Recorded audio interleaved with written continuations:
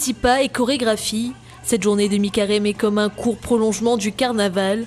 Ce matin, les enfants de 9 établissements scolaires ont investi les rues de Cayenne. Ils étaient environ 1400 à défiler sous les yeux des passants conquis. Les habitants se sont même mis au balcon, car en Guyane, célébrer la mi-carême est une tradition qu'il faut continuer à transmettre.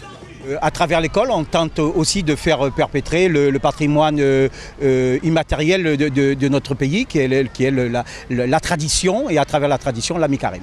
Il me semble que c'était d'abord les chants des groupes folkloriques qui nous faisaient des scénettes.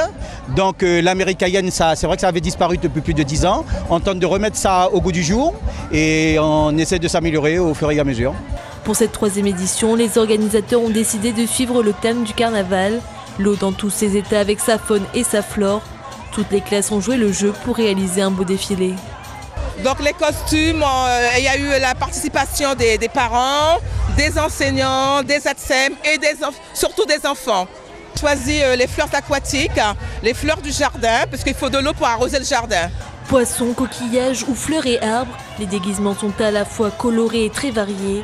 Avec leurs mots, leurs images et leur joie de vivre, les enfants nous les racontent. Aujourd'hui, on est au défilé. On est déguisé en arbre. Un hippocampe.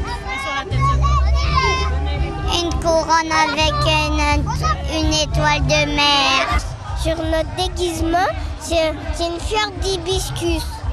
Je le trouve joli. Je danse, je joue. Parti du boulevard Nelson Mandela, le défilé s'est terminé à la place des Palmistes. Une bonne journée pour ces enfants, même si après l'effort, la fatigue s'est fait un peu ressentir. Pour les organisateurs, la manifestation a été bonne et ils comptent bien renouveler l'expérience.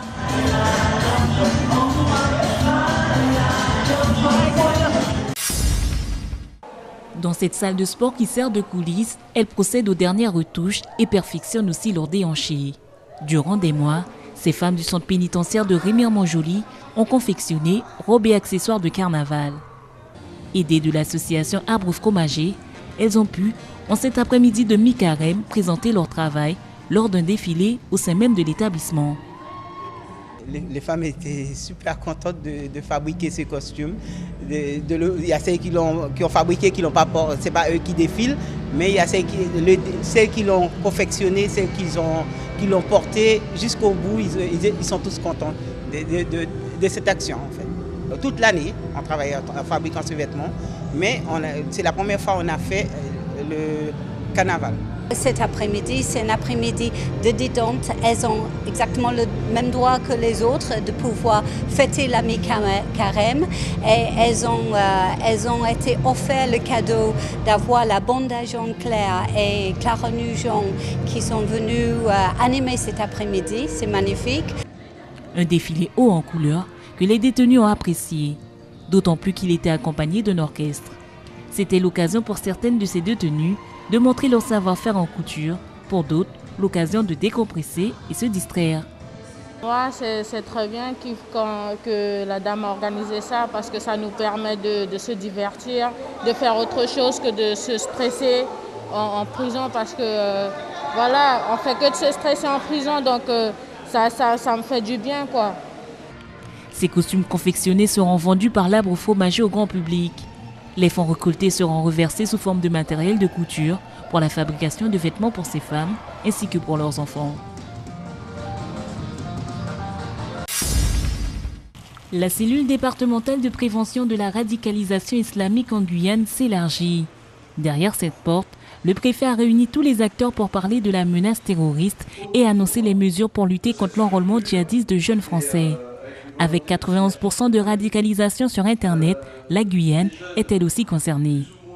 Et ce qui est particulièrement frappant, c'est qu'on se rend compte que les jeunes qui partent au djihad ne sont pas forcément d'origine musulmane, ne viennent pas forcément de quartiers défavorisés, ont fait des études supérieures et par conséquent sont beaucoup plus durs à détecter, et ce d'autant plus que 91% d'entre eux se radicalisent sur Internet. Donc finalement la Guyane est aussi concernée par ce phénomène. La préfecture a recensé une demi-douzaine de personnes susceptibles de se radicaliser depuis le début d'année. Un numéro vert est désormais disponible, accessible du lundi au vendredi de 9h à 17h, Ce numéro permettra à ceux qui s'interrogent ou s'inquiètent d'un possible embrigadement de l'un de leurs proches de connaître la marche à suivre en de pareils cas. Au niveau de la Guyane, pour l'instant, nous avons détecté quelques personnes qui étaient susceptibles de se radicaliser, mais pour l'instant, nous n'avons aucune confirmation.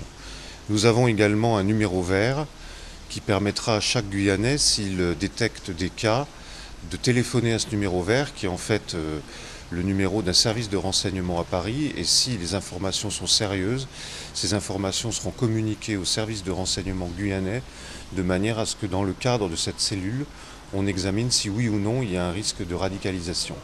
De leur chambre à coucher, où ils se font doctriner devant leur écran d'ordinateur jusqu'à la frontière syro-turque, où ils s'apprêtent à basculer dans l'action violente, les candidats au djihad, désireux d'emprunter la route du Damas, vont faire l'objet d'une prise en compte plus intense et mieux organisée. La Guyane est peut-être en train de gravir ses premières marches vers le sommet du rap. Vendredi dernier, le rappeur français Booba a posté sur sa page un nouveau clip, Roulez fort, du rappeur américano-haïtien Gato Bato. Surprise, c'est sur l'instrumental d'un compositeur guyanais, Mr BHP, alias Lloyd Pierre, que le morceau a été composé. Les présentations entre l'artiste et l'équipe de BHP Music ont été faites lors du dernier concert de Booba en Guyane. C'est à partir de là que tout s'est enchaîné. On les a rencontrés lors de la séance dédicace. Et les rencontres, c'est un peu comme partout, c'est-à-dire qu'on y va, on essaye, quoi. Il n'y a rien qui est garanti. Et ensuite, on a eu une réponse de Gato, peut-être un mois après, où il nous a dit qu'il aimait tel instru. J'en ai parlé à Lloyd, il a travaillé ça. Ce n'est qu'au mois de novembre qu'il nous a dit qu'il y posait le son. Et c'est au mois de décembre, sur un site internet, qu'on a su que Booba avait posé également dessus sur le morceau.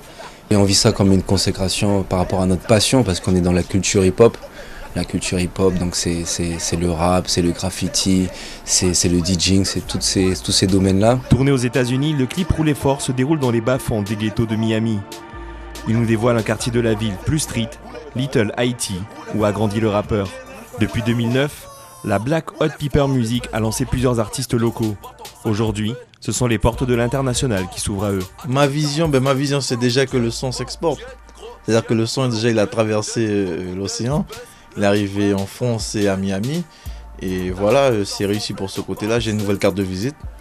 Et j'espère engranger le pas pour aller à l'encontre d'autres artistes dans l'entourage de ces rappeurs-là. Il y a tout un marché du rap créole qui se fait entre le rap haïtien et le rap guadeloupéen et martiniquais. On peut déjà se mesurer à ce genre de créneau-là. Aujourd'hui, on a eu cette opportunité et on l'a saisie, quoi. Il y a une porte qui s'ouvre. Maintenant, c'est à nous de savoir est-ce qu'on est capable d'y rentrer, est-ce qu'on va y aller et tout. On n'est plus au temps où il fallait être un producteur de renom. Aujourd'hui, avec Internet, on peut connecter tout le monde. Ce qui compte, c'est la qualité de la musique. Mr BHP et son manager Loustika rejoignent le cercle très fermé des artistes guyanais ayant un impact en dehors du département. Selon eux, ils ne s'arrêteront pas là et ils espèrent partir à Miami afin de tenter une percée dans l'industrie du rap américain.